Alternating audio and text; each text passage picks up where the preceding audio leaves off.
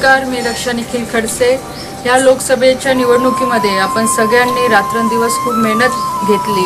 सगळे माझे कार्यकर्ते असतील, सर्व पदाधिकारी असतील किंवा सर्व नेते असतील, मी सगळ्यांचे खूप खूप मनापासून आभार मानते की आपल्या सगळ्यांच्या आशीर्वादाने परत ह्या निवडणुकीमध्ये मला खूप चांगला विजय मिळणार आहे आणि या भारताच्या विकासासाठी आपल्या सगळ्यांचं मोलाचं योगदान ठरणार आहे।